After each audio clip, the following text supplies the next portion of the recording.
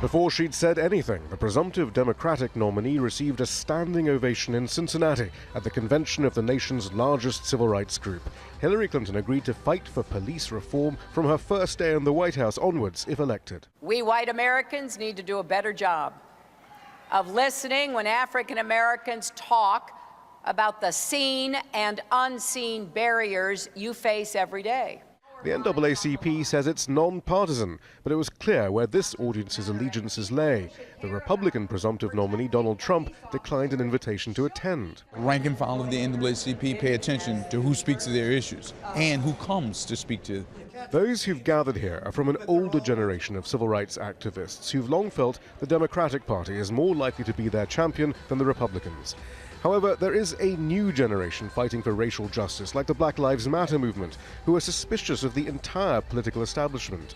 During this election campaign, they've highlighted Clinton's past support both for policies that led to record numbers of incarcerated black men and the slashing of the social safety net that critics say created extreme black poverty during the 90s.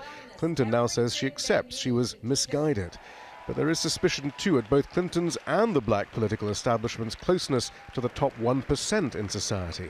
And in fact, it was noticeable that among the major sponsors for the NAACP convention, the first ever NAACP Wells Fargo Idea Lab is the banking group Wells Fargo, the same company that paid out $180 million in a settlement with the Justice Department in 2012 because of its targeting of black communities with high-interest predatory loans. There's no disconnect at all. I mean, here's the reality. We hold accountable banks. We have sued many of the banks who are here.